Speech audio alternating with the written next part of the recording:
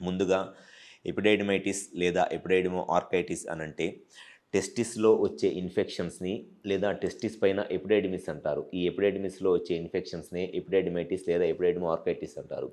Only testis పైన ఈ testis పైన ఉన్న ఎపిడైడిమిస్‌లో ఇన్ఫెక్షన్ వస్తే దాన్ని ఎపిడైడిమైటిస్ అంటారు. ఒకవేళ ఈ ఎపిడైడిమిస్‌లో పాటు టెస్టిస్‌లో కూడా ఇన్ఫెక్షన్ ఉంటే దాన్ని ఎపిడైడిమో ఆర్కైటిస్ అంటారు. రెండిట్లో ఇన్ఫెక్షన్ ఉంటేనేమో ఎపిడైడిమో ఆర్కైటిస్ అంటారు. ఓన్లీ ఈ ఎపిడైడిమిస్‌లో ఇన్ఫెక్షన్ ఉంటేనేమో దాన్ని ఎపిడైడిమైటిస్ అంటారు. లేదా ఓన్లీ టెస్టిస్‌లోనే ఇన్ఫెక్షన్ ఉంటేనేమో దాన్ని ఆర్కైటిస్ అంటారు. సో, ఈ 3 టర్మ్స్ కూడా సేమే. సో, ఈ టెస్టిస్‌లో ఇన్ఫెక్షన్‌కి రావటానికి మెయిన్ రీజన్ ఒకటి సెక్షువల్ కాంటాక్ట్స్ అనమాట. మల్టిపుల్ సెక్షువల్ పార్ట్నర్స్‌తో కండోమ్ లేకుండా, ప్రొటెక్షన్ లేకుండా సెక్షువల్‌గా ఎవరైతే కలుస్తారో అటువంటి వాళ్ళలో ఈ ఇన్ఫెక్షన్ రావడానికి చాలా ఎక్కువగా ఛాన్సెస్ ఉంటాయి. అండ్ సెకండ్ రీజన్ వచ్చేసి డయాబెటిస్, అంటే షుగర్ గనక కంట్రోల్‌లో లేకపోతే అటువంటి వాళ్ళలో కూడా ఈ ఇన్ఫెక్షన్స్ వస్తాయి.